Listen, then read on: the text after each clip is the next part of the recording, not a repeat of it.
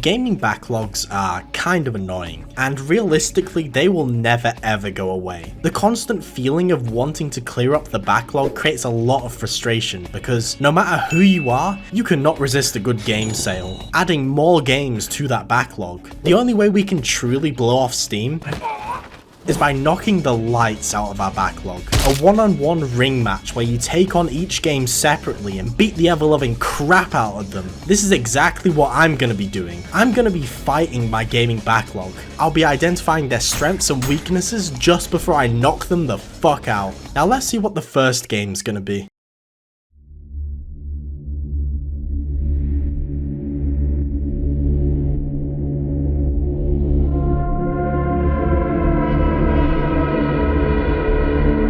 Still Wakes the Deep surprised the hell out of me, as well as scaring the shit out of me. Now, I usually don't like the Outlast style of defenseless run and hide horror games. I've always been more of a having a weapon to fight back against the abominations kind of horror game guy. Oh, look what's sliding up the screen, oh no! Yet despite this, I loved my entire time playing through Still Wakes the Deep. It also actually managed to scare me a few times too, which please don't tell anyone that happened. Still Wakes the Deep takes place on an oil rig, which is already a brilliant setting for any form of horror. I mean, think about it. Oil rigs are probably one of the most isolated places you could be. You're in the middle of the ocean with no way of getting out of there aside from by boat or by helicopter, both of which get destroyed fairly quickly. The game has us playing as a Scottish fella named Kaz, which if you don't already know, is short for Callum, which meant I was playing as my good friend the Sober Scot and I just couldn't get that out of my head. I also didn't play with subtitles on, so I didn't know what was being said to me half the time. Pipe's leaking. If it's not one thing, it's the other. See this whole rig? It's a pile of shite. It's falling apart. Obviously I'm joking. In fact, I got quite attached to some of these characters. They're all so well written, and the game does such an evil thing of letting you go around and get to know them all in the beginning, just to have them all die one by one horrifically and tragically. I'm not going to show any of the deaths due to spoiler reasons because I think it's a game you should experience for yourself. So yeah, in Still Wakes the Deep you're on an oil rig and everything seems to be going pretty normal at first. You know, you're being yelled at by your boss and told to fuck off because you're fired. Shut it, you clatty gobshite. But before you can leave, some unknown entity is unleashed upon the rig due to a drilling accident in the ocean. And the thing that's been drilled into is like this weird alien-esque blob that mutilates people, turning them into monsters. It's heavily inspired by The Thing, and I kind of love that. What I also love is the build up to this, and the use of utilizing the fear of the unknown. For quite a while after the drilling event, you're making your way through the bowels of the rig. You constantly hear unsettling noises around you of what you assume are unfortunate victims of the monsters the crew have become, but it isn't until quite later in where you actually get a proper look at what the fuck it's been doing to people. Like this one bit where you're in the lower part of the rig, which is almost pitch black, and it feels like the game is fucking with you, constantly playing noises of a mutated crew member lurking around you, making it feel like he's gonna jump you around every corner. Yet despite this, I don't actually know if he can even attack you at this point. I can imagine it's not great on a replay knowing this, but during my first time through, man, it shit me up. Also the environment, like the further in you get, the more covered the rig becomes by this weird flesh substance, which is dangerous to touch. And you can see that because you're able to see some of the crew members who were unfortunate victims of it. It's fucked up imagery, man. Incredible game. I had a great time with it. It's not very replayable, but hey, it's still definitely worth checking out. I'm also excited to check out the DLC when I have the time to.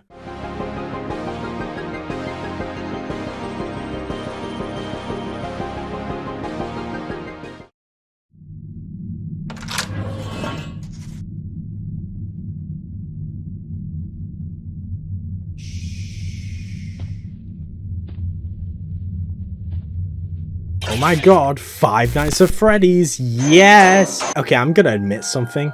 I've voiced my opinion in old videos how much I hate FNAF, but that's kind of a lie. This series is actually quite a guilty pleasure for me. I mean, hell, Springtrap was added to Dead by Daylight pretty recently, and I've prestiged him like 20 times. Anyway, time to talk about what I consider the best game in the franchise. Five Nights at Freddy's Help Wanted. The reason why I think it's the best one is because I think the traditional sat-down camera gameplay of FNAF works best in a VR setting. See, as much as I do like the franchise, the games were never really, well, fun, in my opinion. Sure, some were scary, especially the first game, but nothing beats physically being there in the office and seeing the hulking animatronics slowly walk towards your office. Trust me, it's scary as shit. These fellas absolutely tower over you in VR. The footage does not give it justice. Help Wanted has recreations of FNAF 1 to 3, and I'm actually too scared to play 3. I don't know why Springtrap in VR just freaks me out. I always come back. FNAF 2 is way easier in VR though, because you don't have to open up the camera to wind up the music box to prevent this spindly gimp from getting you. What I appreciate is the unique minigames though, that aren't just recreating the games, and they take full advantage of VR. For example, the ones where you have to repair the 4 main animatronics, forcing you to get up close and personal with them. Horrifying shit. Oh, and of course there's the vent repair minigames, which is probably the most arse-clenching shit you can play, especially the Ennard one. For the longest time, I refused to play that shit. His design is too scary for me. I also don't like how he has a habit of wearing people's skin. That's a whole thing that I don't want to get into though. That's fucking grim. Now, Help Wanted 2 is a different story. I'm very mixed on this game, not because I think it's bad, because it's still a really solid VR minigame collection, but one of the reasons I don't like it as much is because it takes away the focus on the dingy, grim FNAF games and puts that focus on the more weird futuristic era, you know, like Security Breach and Sister Location. Okay, to be fair, I do actually like Sister Location, and the recreations of those sections of those bits in VR are absolutely horrifying. At least I can imagine they are. See, when I try and play those sections specifically, I just get a static screen because there's a weird glitch with my VR headset that still hasn't been fixed for whatever reason. So I have to play Help Wanted 2 in flat mode. And yeah, it's just a bit of a shit game when the whole gimmick it was made for is just gone. So not only am I not a huge fan of the direction, I have to play it in the mode it wasn't made for, which really shows the cracks of the fact it's just a pretty bland minigame collection. Genuinely, I would have enjoyed it if I was able to play it in VR, and to be fair on it, I probably wouldn't also enjoy Help Wanted 1 in flat mode either. Luckily, I can play that one in VR, so yippee.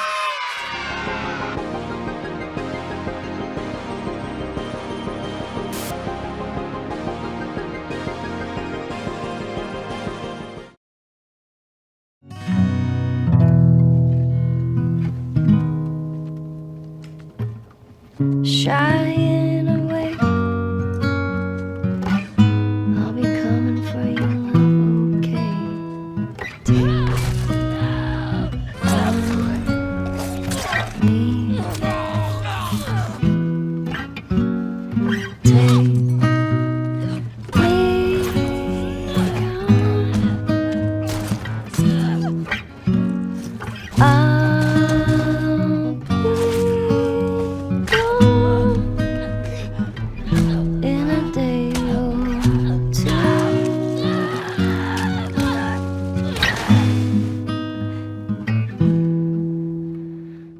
The Last of Us Part 2 is a game full of hate. Not only is it severely hated by the internet, but it feels like almost every single character hates each other as well as the developers themselves. It's a game designed to make you feel like complete and utter shit with its story, and even elements of the gameplay, having characters yell out their friend's name as you blow their legs off with a shotgun. Even the dogs have names they scream out as they're lured by my scent into a sneakily placed trap. Honestly, gameplay-wise, I'm actually genuinely surprised how fun this game is. If you watch my stuff, you know I'm like the #1 cinematic PlayStation exclusive hater, because they tend to focus way more on the cutscenes and narrative, letting the gameplay take more of a backseat. The Last of Us 2 doesn't really do that. The gameplay is such an improvement over the original. Like, you have significantly more mobility playing as Ellie, mainly because you're not a fucking decrepit old golf fan.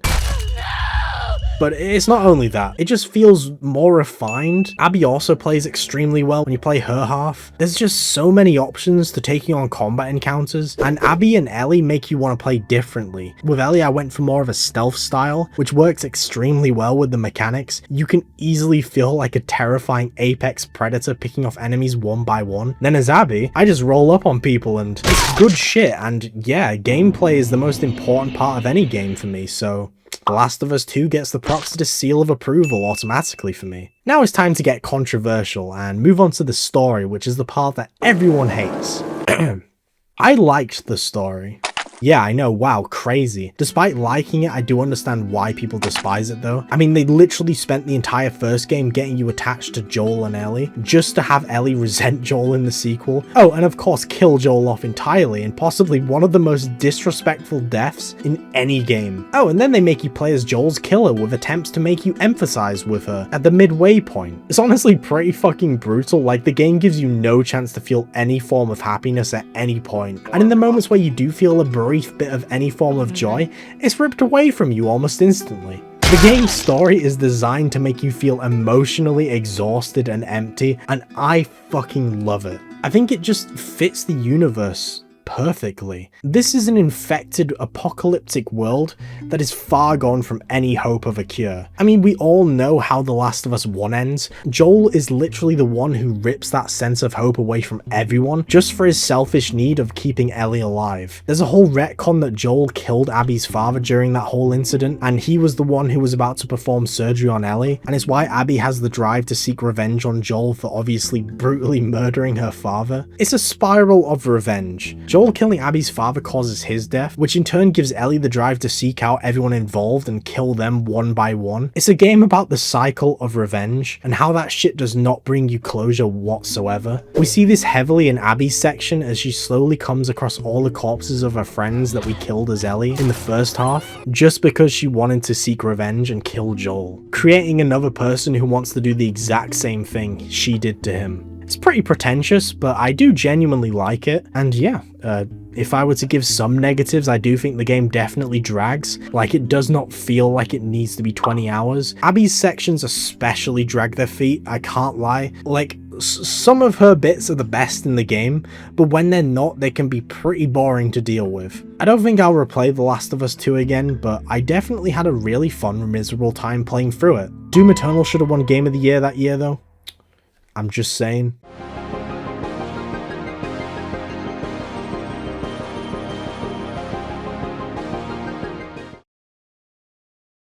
Okay, it's time for me to take a break and let someone else take on a game from their backlog. Today we have, oh for fuck's sake, him again. Oh, ladies and longs, after many a year of waiting on this game, I have finally played Final Fantasy 16.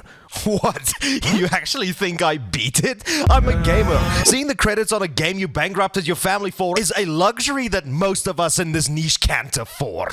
My terrible spending habits aside, from day one when this game was choosing to ditch the more traditional RPG gameplay the series was always known for in favor of a more action game approach to something like Devil May Cry, it also kind of helps that they got the combat director of DMZ to work on this game. Man, I was just so fucking hyped. But like the patient little long that I am, I decided to wait until the time and money was right, and come to a specific date in 2025, which I will not be elaborating on further because I like keeping everybody on the edge of their seats. I finally pulled the trigger and got the game, and man, let me tell you, the price was worth it. I fucking loved the game's combat. While not on par whatsoever to something like Devil May Cry in any way, shape, or form, this is definitely one of the best adaptations of that formula I've seen to date. I absolutely love the story, and while yes, there are some issues that I have, like a few plot holes and probably one of the most obvious twists I think I've ever seen in a video game story, everything from the voice acting, Ben Starr is such a gem to gaming, let me just tell you that right now. Whether he's playing the broody Clive Rossfield or just losing his shit playing in a Balatro commercial, to the game's set pieces. It just kicks so much ass and is probably one of the most engaged I've ever been in a Final Fantasy plot since 7.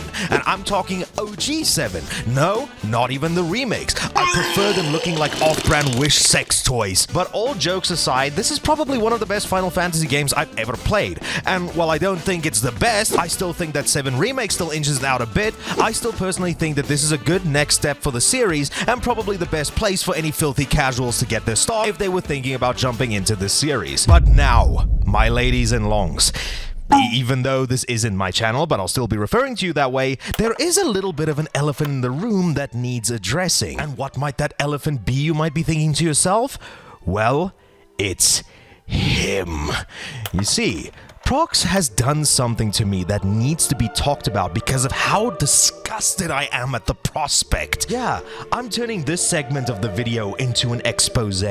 You see, Proxidist has been kind enough to include me in like his 10th video on the channel, but behind the scenes, this is a man of pure evil, and his maliciousness runs deeper than he'll ever show to you on camera. You see, Prox caused me to re-download Dead by Daylight. This is a sin punishable by death. GORI Cuddly Carnage is a really neat little indie game, and guess what? It's within the character action genre, which is already an incredibly good thing. We need more third-person action games within this genre. In GORI, you play as a cat on a hoverboard that you're able to customize, and yes, there's a grim-ass neon green skin, so Proxidist seal of approval already. Within the game, you use the hoverboard as a traversal tool, zooming around, grinding on rails, and even wall running. What's cool is the fact the hoverboard is also used as the main weapon. You dash around performing cool tricks on it, which cuts up everything around you. There's quite a lot of combos you can pull off, and a lot of extra moves as well. There's quite a lot of depth here, and it's fun all the way through. It's fairly short runtime. GORI is not afraid to get weird as shit too. The story is about a bunch of toys that have come alive and like mutated into weird ass creatures because of experiments, killing all of humanity. You know, the usual apocalypse shit. Some of the enemies are incredibly freaky looking, and the areas are not afraid to get extremely weird, like Psychonauts Mindscape level of weird. It's kind of awesome, and it keeps the game constantly fresh feeling all the way through. There's obviously quite a bit of jank here and there, but it doesn't take away from how fun the game is. If you're a fan of character action, I definitely recommend checking this one out.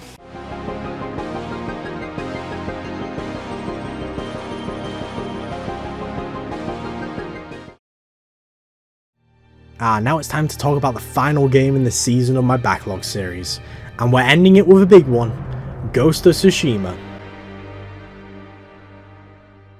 It's just an extremely high quality Ubisoft game. I don't entirely get the hype behind it. Yeah, it's beautiful to look at, the story is great and the gameplay is pretty decent, but outside of all of that, it falls into the open world trappings that Ubisoft falls into. You know, it's incredibly weird that PlayStation now owns 2 high quality Ubisoft games as IPs. Huh. Again, I'm not saying it's a bad game, I had a good time playing it, but like, I genuinely do not have much to say about it. It's an open world game set in Japan.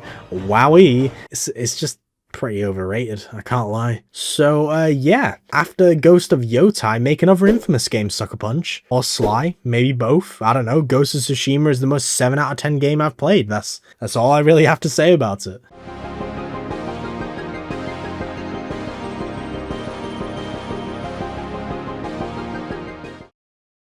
Well, that's a wrap on this season of my Backlog series. I'll be making a return soon, rebranding it and adding more elements to it. Thank you all so much for the support. It actually amazes me how many of you watch my content just for the Backlog videos. This was originally just a neat little idea I had years back. I never thought it would get this big. Thank you all so much, honestly. Anyway, let me know in the comments what you've been playing in your Backlog recently. Are you enjoying the game, or are you tempted to drop it and move on to something else? I hope you all enjoyed watching, and I'll see you all in the future with the next rendition of my Backlog series.